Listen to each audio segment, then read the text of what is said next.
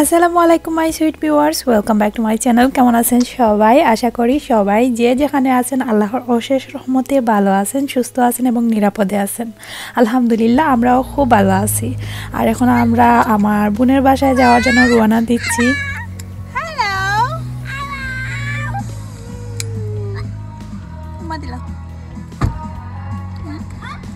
I love you, hello. I love you. I love you.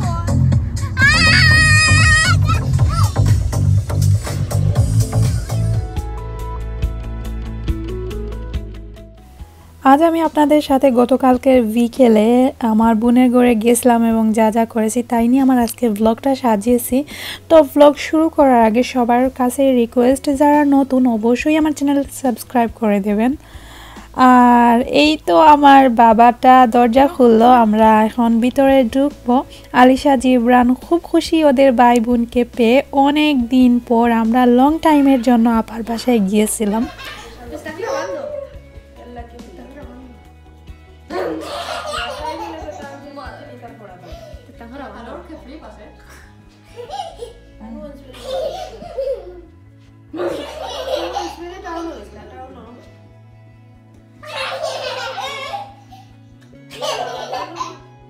আমার বোনের মেয়ে তনি, ও খুব ব্যস্ত হয়ে পড়েছে এখন ওদের ভাই বোনদের নিয়ে, কি খাওয়াবে ওদেরকে।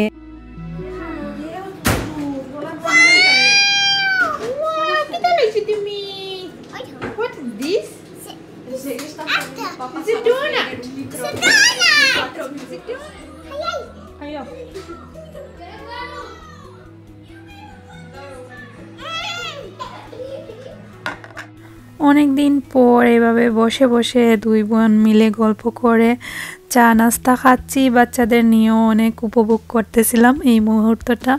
তো আসলে অনেক দিন বলতে আলিশা জিবরানের খালামণি, উনি গত কয়েকদিন আগে স্পেনে ওরা গিয়ে 1 মান্থ ছিল।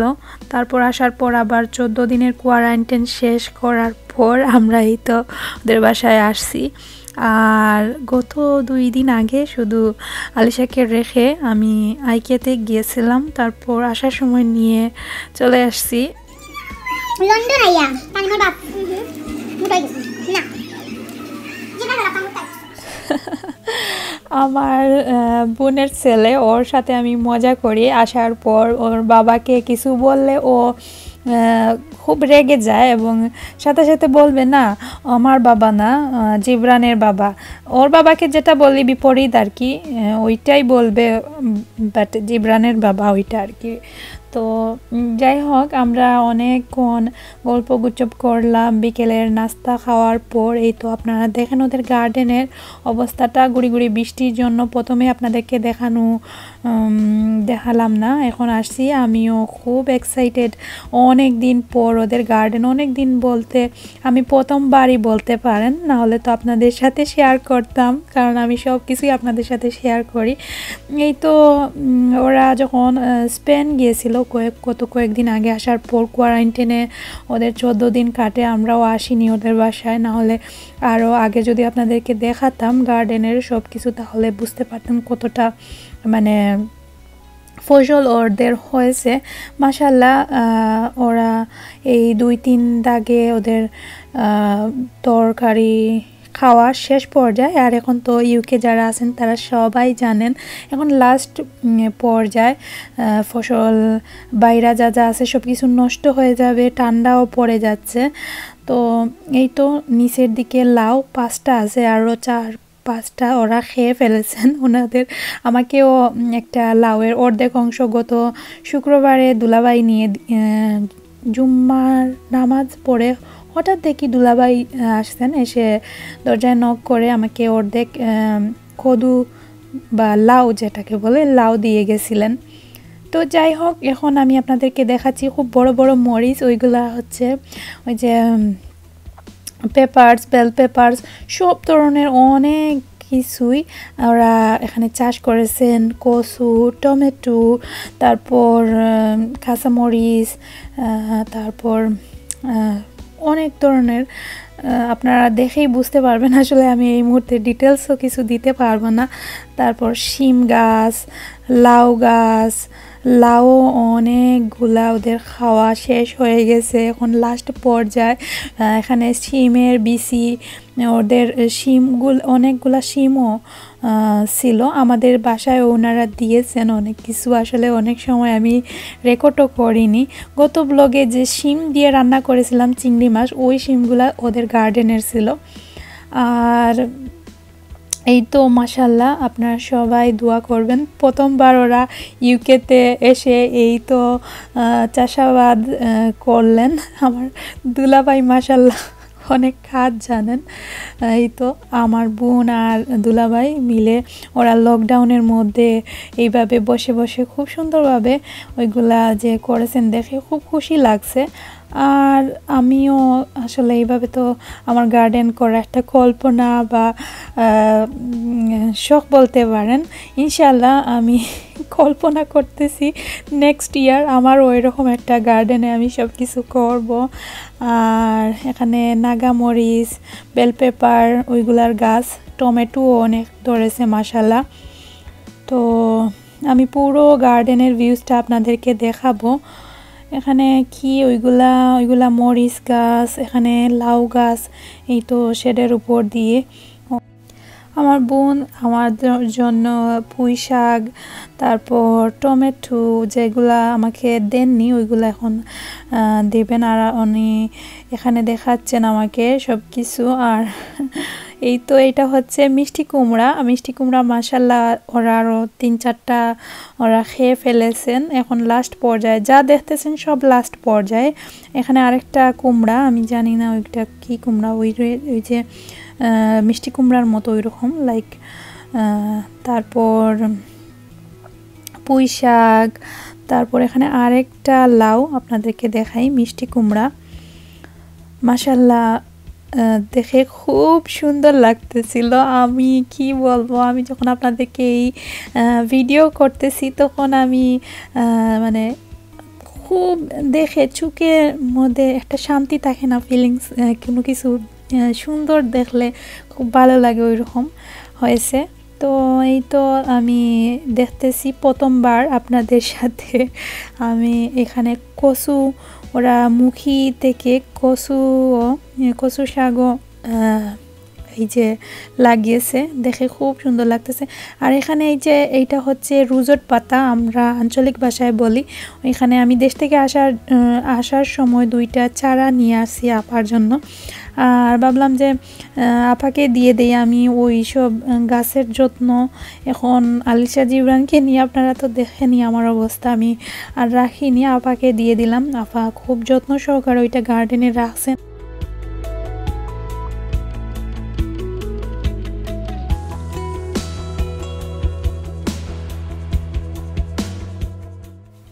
এই তো এখন আঁচলটা আপনাদেরকে দেখাচ্ছি। লাউ এটা ব্যাগ দিয়ে ডেকে রাখা হয়েছে, কারণ নজর লাগবে না, সেই সাথে একটা অনেক ধরনের পোকামাকড় আছে ওইগুলা থেকে বাঁচানোর জন্য।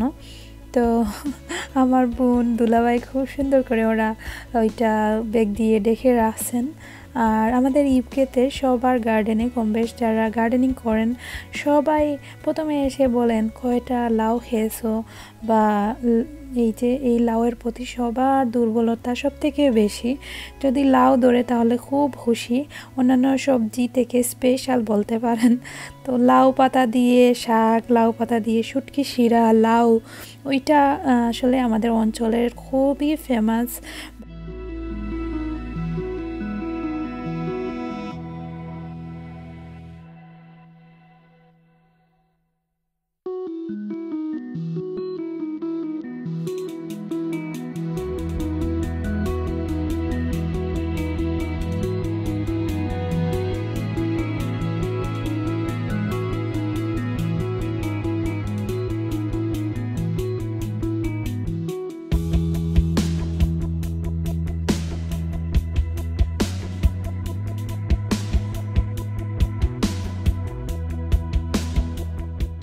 তুলে আমাকে দিয়ে দিবেন সাথে নিয়ে যাওয়ার জন্য।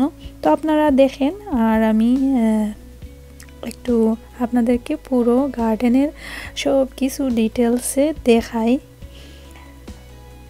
আর হ্যাঁ, অবশ্যই কিন্তু যারা এখনও ভিডিওতে লাইক দেওনি তারা অবশ্যই লাইক দিয়ে দেবেন এবং কমেন্টস করে জানাবেন আমার বোনের গার্ডেন কেমন লাগলো আপনাদের, আর কেমন লাগতেছে আপনাদের কাছে আমার ভিডিওগুলা।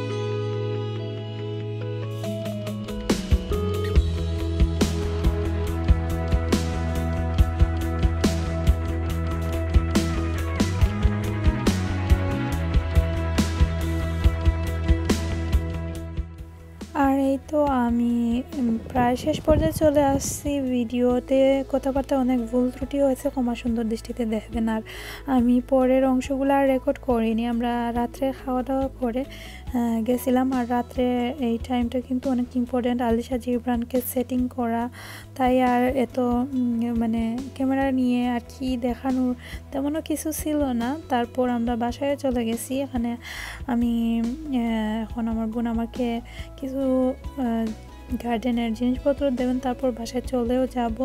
তো সবাই খুব ভালো থাকবেন, আপনাদের সাথে আরেকটা ব্লগ শেয়ার করতে পেরে আরও অনেক খুশি। সবাই ভালো থাকবেন, কথা হবে আবারও নেক্সট ব্লগে।